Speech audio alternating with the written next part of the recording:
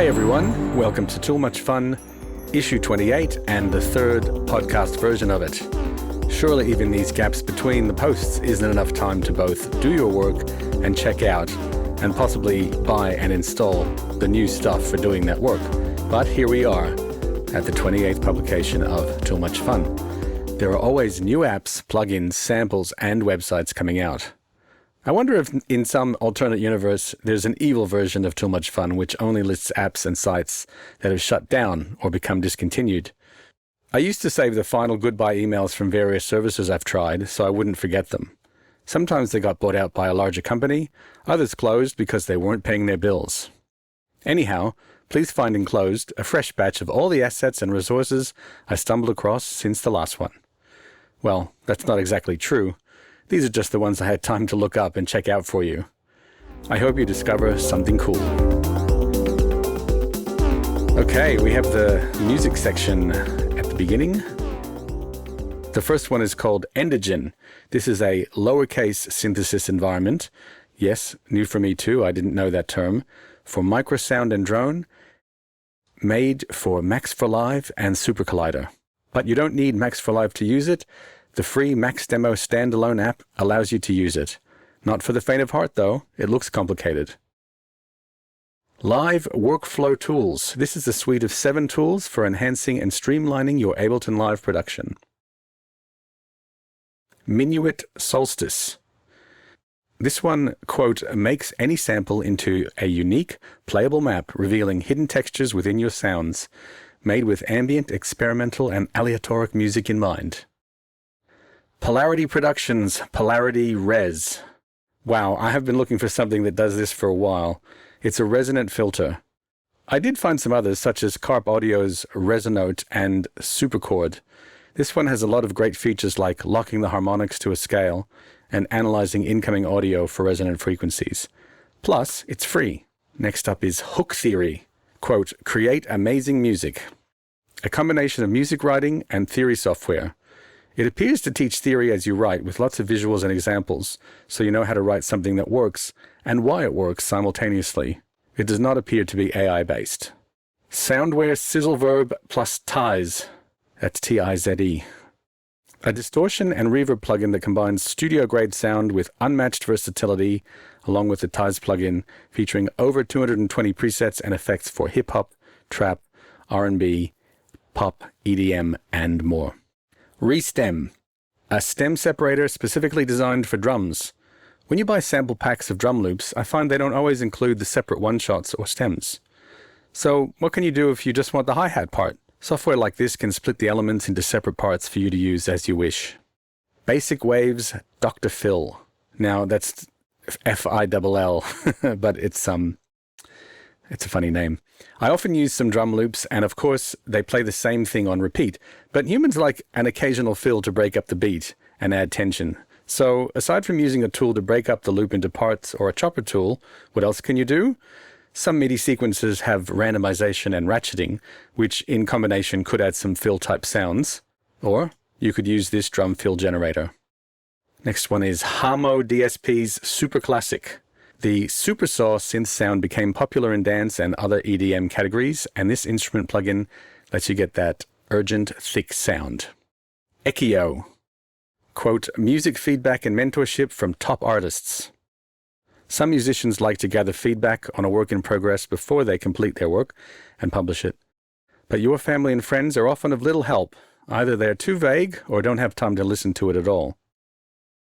This site lets you pay other musicians. Whether you find them to be top artists is subjective, but if they don't have time to listen to your piece, then you aren't charged, and you can pick someone else. Next is a batch called Joe Topjian's Music Apps. So Joe makes a few, including Gridstep and Perk 8.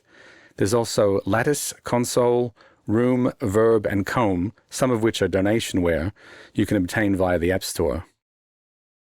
There's a link to them on the actual blog post. Morphulus Spectrus. No, it's not a rare Harry Potter universe spell name. It's a modular multi-effects processor. For some reason, the plugin-making vendor community has reawakened its admiration of multi-effects. Compare this with the new ones from Serato and Brainworks, which are perhaps not as modular as this one. 21 effects are available, but 9 of them are different types of reverb. Granvia Phantomidi. This is a scale-based MIDI randomizer and arpeggiator. A free 5 minutes at a time but fully working demo is available. Monomate. Ever had to work with files that were recorded in stereo but you need them to be in mono? You know, the ones that end in .l and .r. They're a pain to import into most DAWs. Their example is Pro Tools, but it happens in Logic too, because it doesn't handle them properly. This app claims to help fix that before you import them. Available for both Mac and Windows. Then we have MuseHub. As the hub part of the name implies, this aims to be a one-stop shop for all things music, at least for stuff made on a computer. They sell plugins, loops, and samples, and offer training courses. Next I have 2 with the same name called Basshead. This first one is the open source version. It's a sample manager. Compare this with the offerings from ADSR and Waves, also Sononym and Telescope. I omit samplism from this list because they won't answer my support email requests. Now the next one called Basshead is, their quote is, the Ultra SFX search engine. So I'm not sure why they don't use the term sample manager on their site, because this looks like it is a very good one. But it's more than just a sample manager because it includes a plugin that lets you play the sound directly into your DAW, and there's a new module that lets you generate new sounds using AI. Next up is called Higher Plane Spacewalk. This is a plugin for creating dreamy MIDI chord progressions for ambient or cinematic music. Purchased it on Gumroad, along with, he makes a thing called Lifehive, which I had originally added in the promo category in Too Much Fun number 24. Next up is Soundware's Proton. This was first mentioned when it was coming soon back in Too Much Fun number 4. This one lets you combine granular, flanger, drive, delay, chorus, and reverb, plus filter motion and movement LFOs to dynamically change the sound. Next up is a thing called TerraStrate by Audivore. This is a cinematic hybrid instrument for composers, for example, soundtrack work. Okay, on to the sample section. First up is a group I found called Sound Variant. This group does samples, plugins, and more. I'm putting the sample pack right here this time, but I might add their plugins in a later edition. Next is a pack called Electro X Tech Volume 2 Samples and Presets by Kick and Bass Store. It's 1.45 gig of samples of bass, drums, vocals, and more, plus 100 Serum presets. Next up is an item called Sound Pack 3 by Angelo Imani. This pack includes 33 drum loops, 35 percussion loops, 17 hat loops, 19 drum fills, 35 hats, 26 kicks, and so on and so forth. I have listed them on the actual post, and yeah, it looks pretty big. Next one is called the Modular Percussion Bundle by Analog Crafts. This bundle consists of 8 packs of 800 percussion samples, including rhythmic loops, textured hits, analog style noises, clicks, metallic elements, and modular sounds. Next one is Arcadian Drums by Sennheiser. It's 2.7 gig of drum sounds and 70 MIDI beats for you to use. I've bought from Sennheiser before and they're good. I regret taking so long to include them in this blog and podcast. Next one is called the Pop Producer Ukulele Volume 1 by Joe Gautry. This has 38 ukulele loops, and he also does packs for vocals, bass, piano, and guitar. Okay, the next one is the Rocket Powered Sound Color Bass Bundle. It's over 500 samples and presets for the Vital Synth. The quantity of each is not specified, plus bonus vocals and bass one-shots. Next one is called Basic Waves. This has kicks, claps, hats, melodic house loops, and Afro house loops, plus a pack that includes ear candy, vocal effects, sweeps, and atonal one-shots. Bit of a mixed bag. Next thing is called Noiser. Samples galore, plus Ableton racks and presets for Serum, Uha Diva, Saturn, and Korg MS-20, which is the Arturia version, not the hardware. And last up in the sample section is a group called Needs No Sleep that has made a pack called Signature Kicks Volume 1. This has 50 house and tech house kicks, 10 of which are curated by the creator of the pack, and 10 bonus kicks for various situations. Okay, next up is the work section. First item is called Kanri. This is, quote, your personal offline Kanban board app. Aimed at people who are fond of Kanban board interfaces for their to-do lists, but prefer to keep things local, rather than using popular cloud-based platforms like Trello. Okay, next item is called Zoneless. This is a time zone-aware scheduling site for when you need to make appointments with people from around the world. A challenger to the popular Time and Date site from years ago. Next one is called Mailbox. So, email. It's still important after all the decades it's been around. Gmail reached the top spot some time ago, taking over from Hotmail as the account to have in the general population's minds. But not everyone is a Google fan. Competitors like Hey and Proton Mail fall in this category. These pretty stock photo-looking folks store your email on purportedly secure servers in Germany, and you can get started with a €1 a month for 2 gig of mail, 3 aliases, calendar, and address book. €2 more bumps you up to a more reasonable 10 gig of email, and you can attach your domain name to it, plus some Microsoft Office integration. Next thing is called Tapforms. Many of us have been looking for that special something in between a spreadsheet and full database for a while. FileMaker used to be my go-to, but that has turned away from home users and small business users and is quite expensive now, joining its longtime nemesis, Fourth Dimension, called 4D. Tapforms sits more in the space that AppleWorks' database module used to live, with the exception being this is a modern version that syncs to all your Apple devices. Next thing is called EM Client. Their quote is the best email client for Windows and Mac. That's a big claim. People get very fussy about their email clients. Well, come to think of it, people seem very fussy about everything these days. Okay, these next two are aimed at people who need to organize their more physical work. The first thing is called Supersite. This is a platform for tradespeople who have longer, ongoing jobs. Now, we had some work done a couple of years ago, and this would have been useful to replace going back and forth between emails with attachments and photos being sent in WhatsApp. Next thing is called Zwift. So that's Swift with a Z instead of a S. So yes, I know both Supersite and this one are industry specific, and those folks are generally not readers of the blog or listening to this podcast, but maybe you know someone in the hospitality industry. This is a system for online ordering and marketing for restaurants, including takeaway orders. A point of sale system is offered with user reporting to see what's moving over a given time period. Next thing is called Tidst. This peculiar named utility adds time tracking into Todoist. For people who need to account for and bill their time but don't need a full per-window tracker like the old Rescue Time. Compare this with Toggle, who deleted my account because I didn't use it enough. Next thing is called When to Meet. That's with the number 2 in between the words when and meet. This is a simple schedule suggestion website along the lines of the once revered TimeBridge and the more recent successor Doodle. It's donationware. Okay, the next thing I found is called Rippling. They call it the #1 workforce management system. This one is aimed at the enterprise market. It's a one-stop shop that includes modules for HR, IT, finance, and payroll, and can be customized to suit your business. There's also some AI assistance offered to increase efficiency, but that probably incurs added costs. Next up is called Kaizen. This is a pretty-looking productivity app which replaces your current mess of a system with somewhat siloed calendar and to-do list apps. It offers Kanban board view, and furthermore, its claim to fame is AI integration, so you can dictate what you need it to do. Next up is called Monodesk, and their bylines are less admin, more creative flow, and one workspace built for creative professionals. Maybe that's you. Next up is called PDF Aid.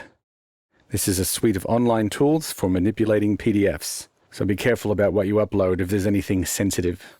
Next up is called ZenZap. This is a work chat system or platform. So everyone knows how to use messaging apps. Apple Messages and WhatsApp have made sure of that. But they're not integrated into your other work systems, and Teams is clunky at its best. So this crew has made a work chat system that makes communication with your team easier.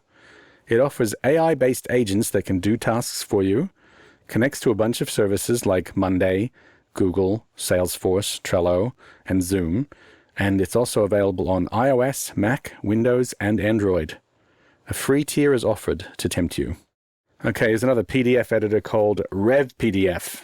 This is free and offline, and it says it can annotate, redact, sign, compress, split, merge, and convert PDFs.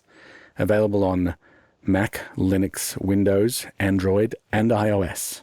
Right, the next thing is called Own Your Day. This is an AI-powered junk drawer, then convert things into to-dos, organization, and planning app. It's currently on the wait list, so sign up if you're interested. Next up is called To-Do Meter. So some people like progress bars. This is a to-do list app that shows you how far into completion each of your tasks is in a nice clean interface. It's available for Mac, Windows, and Linux. So here's one called Work Receipts. Many people don't realize how important it is to document events and discussions at the workplace. But rather than adding these items to a journal app or a category in your junk drawer app, calendar, or to-do list, this one is specially designed to record work stuff. It seems useful when you have issues with your manager or your coworkers. An AI agent called Jayla guides you through processes as you record your events. Next up is called Strikingly. Their quote is, "Making a website has never been easier." Well, I'm not sure about that, because back in the day you could just make a crappy site by exporting a Word file to HTML and just posting that. This, of course, lets you make a lot prettier and more functional sites, and includes some e-commerce functions too. I've put this in the work category as it's not aimed at people who consider themselves to be developers. Next item is called Fetchy. Are you addicted to texting, or just feel thrilled when you can confirm or opt out of things using the messaging app or SMS? This might be for you. It lets you text your agent to get your to-do list and other information. It's currently in invitation-only phase. Next up is called Mitra. This is an iOS app which uses AI to handle voice calls. It can model your voice to be able to make outgoing calls that sound like you. It also handles other languages, but they're not listed in the product info ad copy. So all that compute must be paid for, of course, and this thing uses a credit system. 300 credits is AU $50, but it's not clear what that gets you. I'm not sure how successful things like this will be, as most people already dislike automated incoming calls. On the other hand, this would be possibly be an improvement on traditional phone tree systems, especially if you're not a native English speaker and you could choose to converse with AI software in your preferred language. Okay, now we're up to the Mac section. First thing I have for you is the Desktop Central by Manage Engine. This is for Mac administrators that need to manage a fleet of Macs. And if you've never done that before, it's a lot more work than you might expect. With this type of system, you can see the versions of all the software installed on your staff's Macs and push out updates or deploy new apps to them. There are a number of competitors in this space, including the popular Jamf and Mozile. This one appears to be owned by Zoho, who have been around doing web app suites for a while.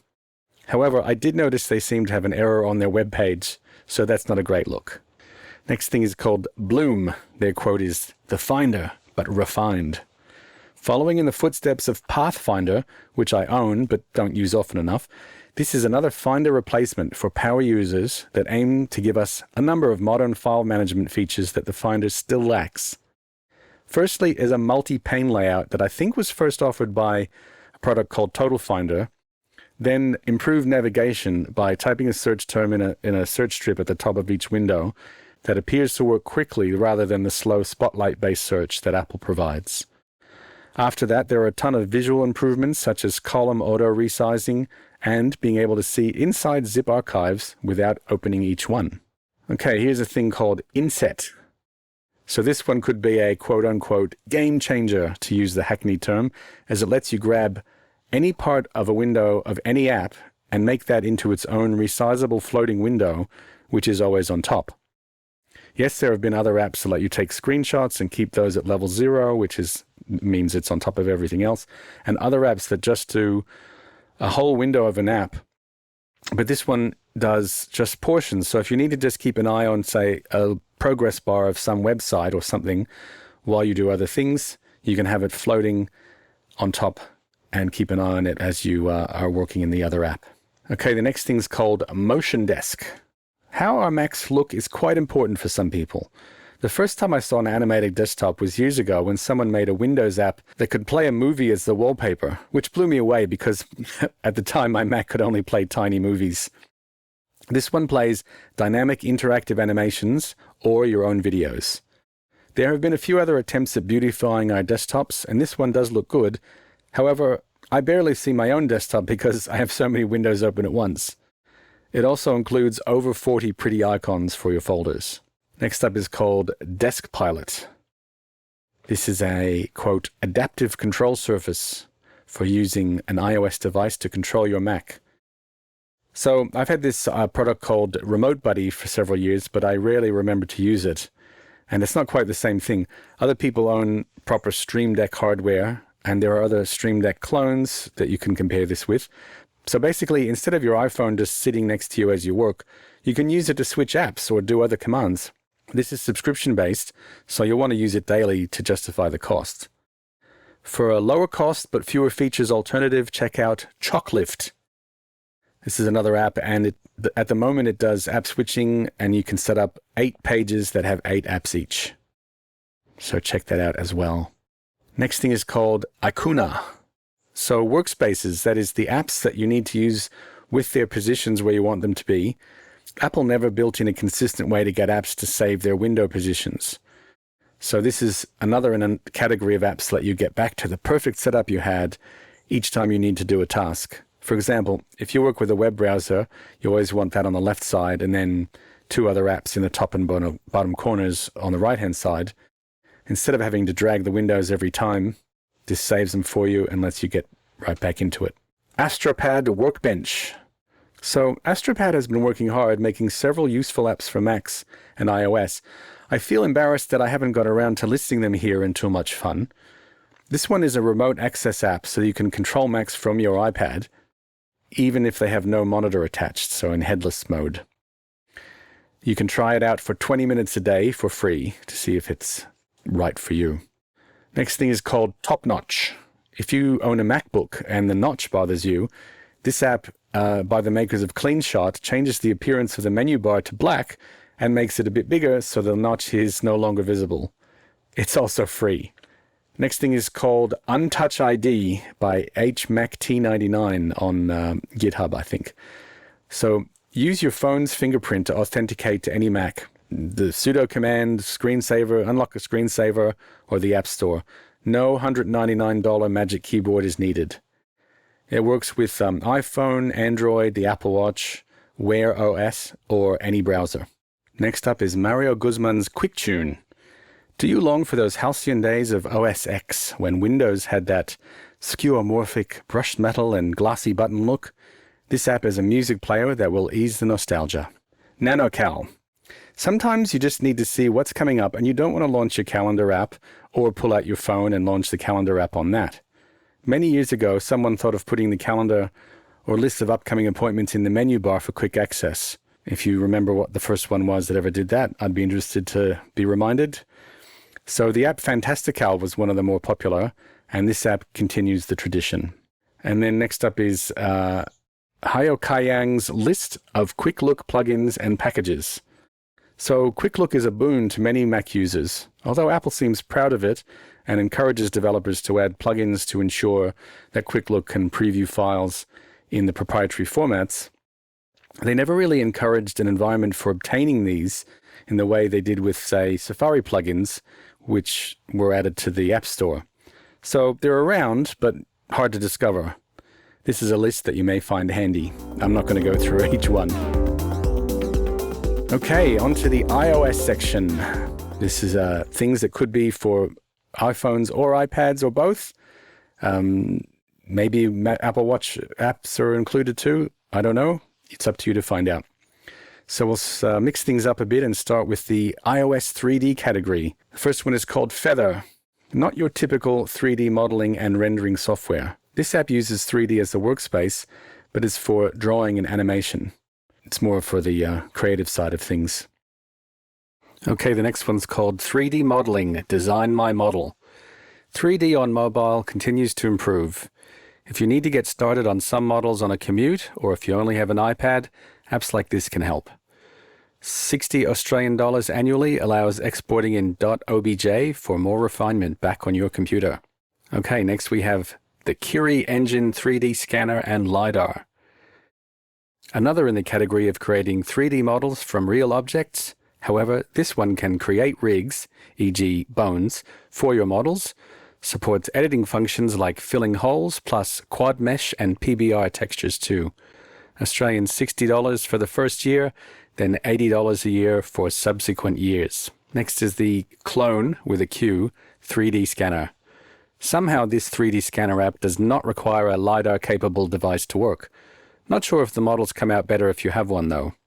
This includes some editing tools, can import over 40 formats of 3D objects, but requires a one-time purchase to export in OBJ, STL, FBX, USDZ, GLB, and it includes animation, PLY, and X3D formats. The highest tier listed is Australian $50, but there is also a cloud credit scheme for some of the features, so beware. Next is the DWG FastView CAD Viewer and Editor. Here's one for the engineers and technical side of 3D work. This can view CAD formats like CATIA, SolidWorks, STEP, and others, plus AutoCAD, which is DWG and DXF. It's Australian $120 annually to do your CAD work on the go. Next one is called Omniscient. It seems to be a combination of 3D environment scanner and a camera tracker. There are already quite a few apps for creating a 3D model of a place you're in, but I don't think most of them record the camera position simultaneously like this one does. I'm not sure of the use case. Are we supposed to scan our rooms and then modify them in proper 3D software later?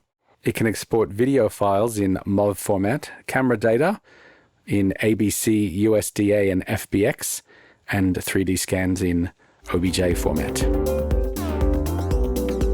Next is the iOS graphics section. There was too much content to include these in the last issue, so the iOS graphics section was skipped. So here they are. Aximmetry. I usually don't include apps that need other hardware to work, but this is interesting to see this side of production. I'm not really sure how it all works though, because their only example is someone sitting in front of a green screen, and there already are green screen apps. Next is called Exto. This is another art app, but they have aimed at the art as therapy market rather than just saying you can make art with this. It's one for making impressionistic and abstract pieces. It supports the Apple Pencil on the iPad and can export in PNG, JPEG, TIFF, or SVG. There's a choice of subscription or outright purchase for Australian $70. I used to think $22 was steep for an art app once upon a time. Next is called Depth Pro. That's depth with no E. Do you like playing with depth of field in your photos? This app generates depth data and lets you adjust it, plus export 3D photos with the parallax effect and portrait mode. Darkness Camera. A number of camera apps for low-light photography are around, which use various tricks to boost the exposure. Many of them add grain, but it lets you see details you couldn't otherwise see, so maybe that's what you need. This one seems to have some denoising and smoothing operations to improve the quality of the boosted image. Next one is called Forma, P-H-O-R-M-A. Do you need graphic, abstract art, or textures? This app lets you do it with traditional algorithms. Plus, it's free and collects no user data. Next one is called iWii, or iWii, a film simulation camera for the iPhone. Since the time of Hipstamatic and Instagram, people have wanted old-style photography looks for their digital photos. This single-purchase, non-subscription app looks like they are more serious about helping you make good-looking photos than some others, which just want you to pay monthly forever. Next is called Modus. Photographers that know what they want often need more control than what the stock camera app offers, and developers have flooded the App Store with many alternatives such as this. It's a smart-looking camera app that can shoot in ProRAW 48 megapixel if your iPhone model supports it. It's not subscription-based, but there is an IAP for Australian $13 for Pro Access, but it's not clear what that means. Next one is called Ahmni. That's AHMNI. It's an infinite canvas app, which is one of the kinds of drawing note apps that lets you keep zooming in to add more drawn notes if you feel like you need to add more detail to your sketches, but it seems like there's never enough room. You can just keep zooming in and drawing more stuff. Next one is a texture app called Moire Interference. We're sure to have seen moire effects for the first time when we first saw two window fly screens moving in front of each other. This app lets you make these famous interference patterns using a range of source patterns, which you then layer on top of one another to get the interesting textures. It's only in black and white, but then you can use this as a layer mask in other graphics apps. Now we're on to the iOS video section, and I have one called Audio Source. For some reason, this category isn't more popular. Maybe it's because people tend to add or edit the audio for their videos in an actual video editor app. But sometimes you just need to quickly add an effect to a single uncut video, export it, and share it. This one offers volume boosting, reverb, saturation, EQ, and pitch shifting. It's free to install, but costs AU $15 to export the videos. Okay, next up is the iOS music section for making music with your iOS device. The first one's called Cycler XS02. This is called an unpredictable performance synthesizer aimed at dynamic pieces such as those in Psytrance. Next up is an app called O2 from Beep Street. This is a playful groovebox and sequencer. It has 4 lanes on an iPhone and 5 on the iPad. It's a host for your other AU-V3 effect plugins, up to 2 per instrument, and includes a sampler. You can export the whole piece as a loop or just export the MIDI for using elsewhere. Next is called Dark Park Cinematic Synth. Create and play analog sounding pads and drones for cinematic or emotional pieces. It's an AU-V3 plugin, so you can use it with your other instruments. It's for iPhone, iPad, and the Mac. Next is Snorkel Synth. This is a synth for iPad only. The workspace is divided into patterns, arpeggiator, chords, and drums. Each tool is its own synth engine with 3 oscillators, dual filters, 4 LFOs, envelopes, plus effects. So you can have a lot going on all in the one app. There is no mention of it being an AU-V3 plugin though, which is a shame. Next is called Tapco. This one is an AU-V3 plugin or a standalone app drum sampler. The usual 16-pad layout is offered, plus useful features like MIDI learn, round-robin sample playback, and layering. Next up is Feral Audio Raven. Bringing their panoply of music software to 2, Feral Audio has this one, which is a wavetable morphing synth, which lets you draw the waveforms and morph them in real time, plus a full effects chain, as they quote. Next is a utility called Mix to Mobile. When it's time to hear what your mix sounds like on other devices, it can be a hassle. You have to get your rendered file somewhere, then open the Files app or Dropbox and play it from there. Tedious. This one lets you stream live audio from your DAW to the app and make changes in real time. iOS 12 is minimum, and that's pretty good because you can leave your old phone attached to a stereo and hear your mix quickly. Next up is called Recodec. This is an AU-V3 plugin for lo-fi tone, such as bit crushing and saturation. It also works on the Mac. Next one is called Drop, Audio to DAW. Apple gives you voice notes and lets you drag and drop from that into Logic or into another DAW. This basically does that, but it makes it a little easier as you just click the Mac menu bar app and your recordings are right there, synced via iCloud. You don't have to mess around with the phone. 25 recordings can be done for free, and you don't even have to create an account to use it. Okay, now we're on to the graphics section. First one is called Exire. This group from Germany offers 2 products, Photo and Search. The features include free text searching, face recognition, auto keywording, and smart culling. Photo is the full app, and Search is a plugin for Lightroom Classic. They boast AI software to help with these tasks, but everything runs locally. No cloud or servers are used. Next is called Shutter Encoder. Need more control than what Apple Compressor offers? Check this one out. It uses FFmpeg as the backend, which gives you a ton of file formats you can output, and offers additional features like audio separation and transcription, text translation, colorization, face blurring, background removing, cut without re-encoding, audio replacement, rewrap, conform, merge, extract, subtitling, and video inserts. Now we have a site called PixelSwift. These folks boast over 20,000 Photoshop and Illustrator styles. Lots of flashy eye catchers for use in headings, posters, or possibly packaging designs. The Illustrator ones say they are also in EPS format, but I wouldn't want you to buy these just to use in Infinity Designer. For those of you subscribing to Creative Cloud, the 2018 version is the minimum. Next is Tidy Image. This is bulk image compression and editing for macOS. If you work with images a lot, you'll undoubtedly have had a large batch of images that need to be in various sizes, say 2 different thumbnail sizes and different formats. This tool allows you to compress, resize, crop, rename, remove banding, and strip metadata from many images at once. Next is a bundle by the one-click boutique store, the Everything Bundle. Another one for Photoshop subscribers. This is a bundle of over 200 assets and Photoshop actions. It's times like these I wish the actions worked in Affinity Photo, as I no longer subscribe to Photoshop.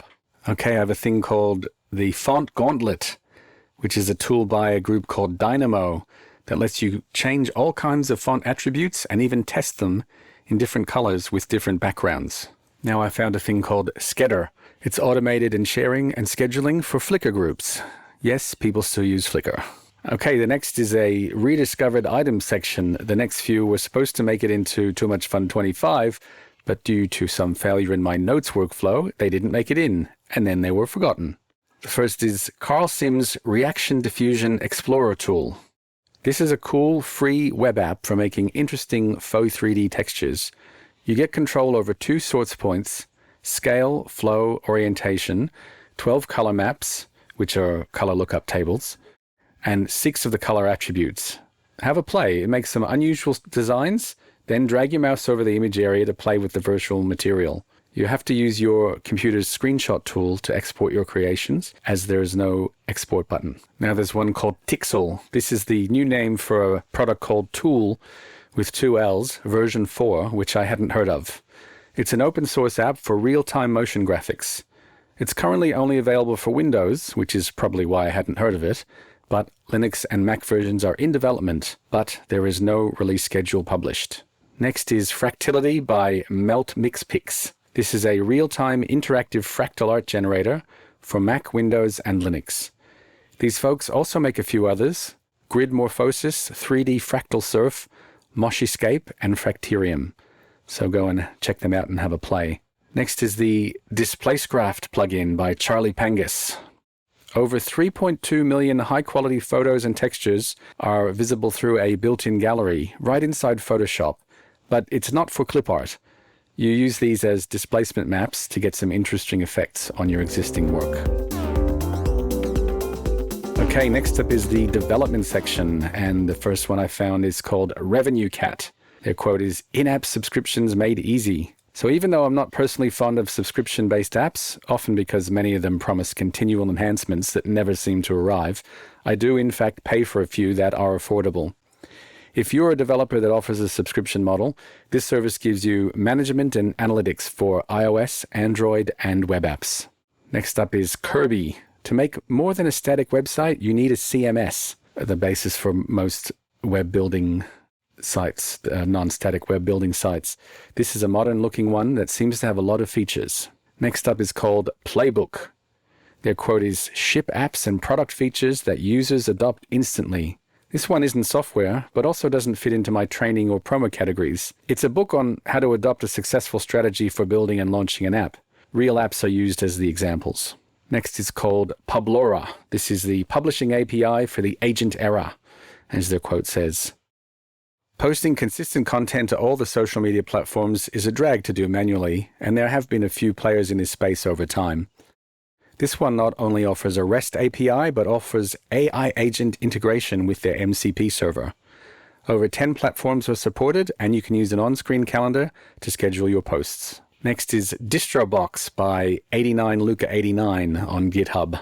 Use any Linux distribution inside your terminal.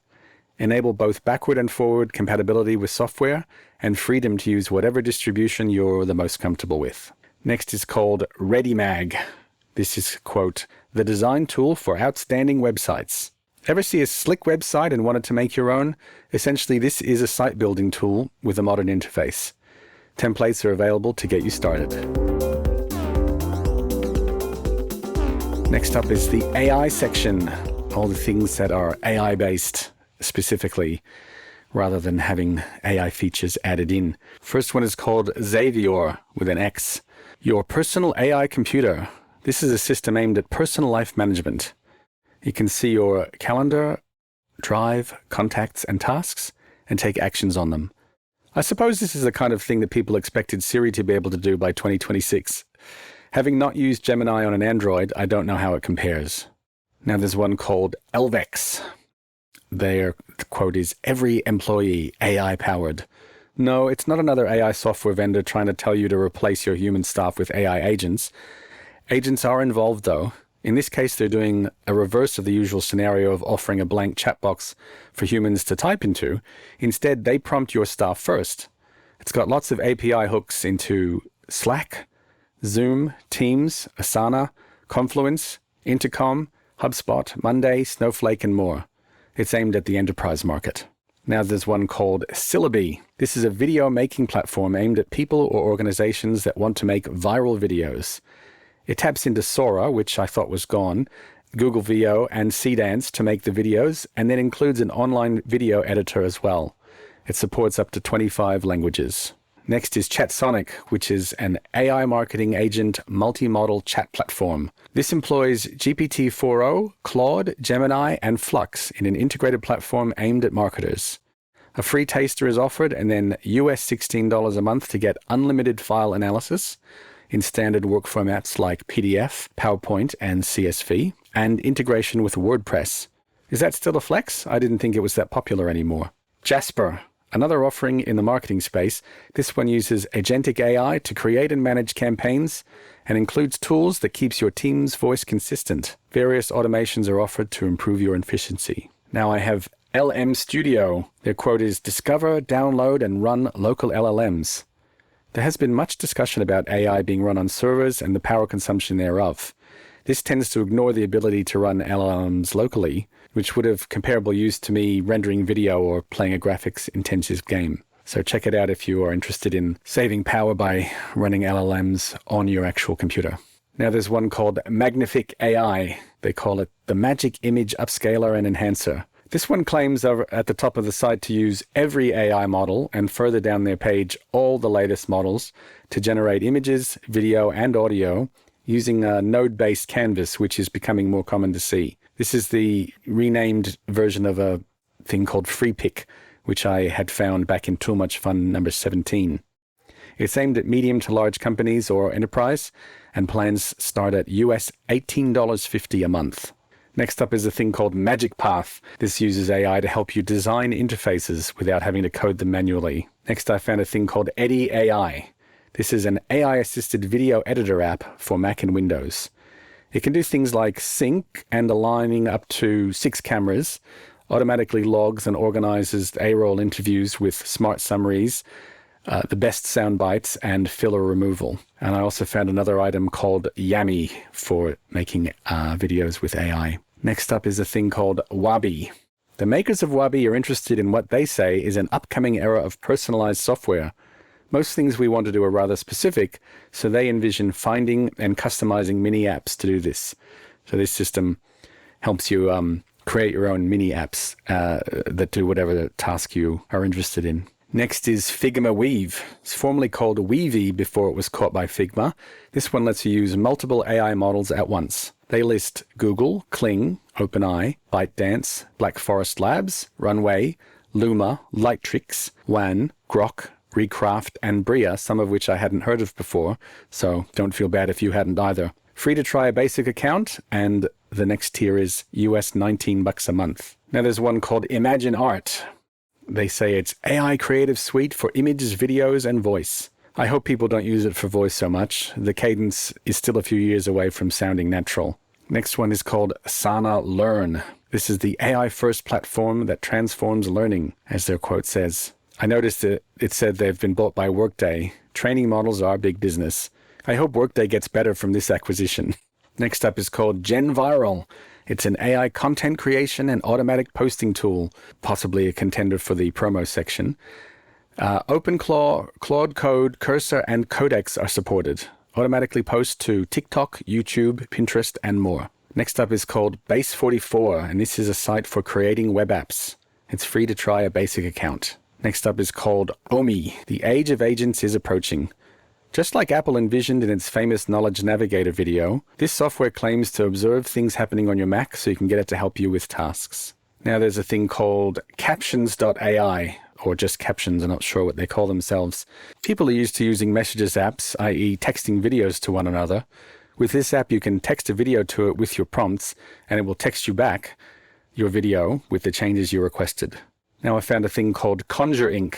They call it a unified creative writing platform that transforms how writers conceive, develop, and produce fiction across multiple formats and markets. This does not aim to write a story for you, but to help you with your writing. Now there's one called Iode, A-I-O-D-E. It's a music site, and it doesn't create just a whole track in one hit. You pick from 12 different producer models to make the stems of your song, and then mix it in a virtual DAW.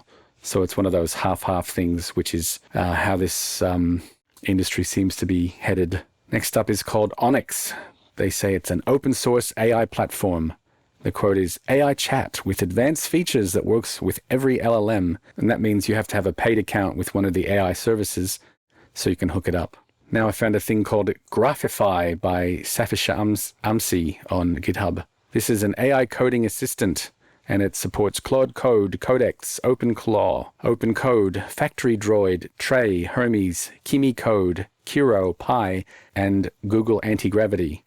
Turn any folder of code, documents, papers, or images into a queryable knowledge graph. Next up is called Feynman, named after the famous Richard Feynman, I guess. This is an open source AI research agent. It uses 4 agents, the researcher, reviewer, writer, and verifier, and offers these workflows: deep research, literature review, biomedical literature review, peer review, code audit, replication, source comparison, draft writing, auto research, and watch, but I don't know what it watches. All right, we're in the social media section. The first one is called Bouncer. X, formerly known as Twitter, became full of posts that many people don't want to see. This is a tool which uses AI to remove unwanted categories from your feed. Unfortunately for the desktop, it's only available as a Chrome extension, but there is also an app for iOS. There's a local model available, and other popular models require a paid account so you can hook up your API key. And I have a thing called GistVox. Social media has struggled to find a winner in the audio-only category. I've seen several come and go over the years, none becoming as popular as X and Threads became for text, or Instagram and TikTok became for video. This one isn't a subscription. There are one-off prices starting at AU $30, but I did notice it tracks a lot of your data, so beware. Now I found a thing called Oliphant. So the social media platform Mastodon aimed to be an alternative to X, and one of the things that was good back when it was Twitter was being able to use third-party clients. This one is a native Mac app for Mastodon use. It's $30 Australian a year.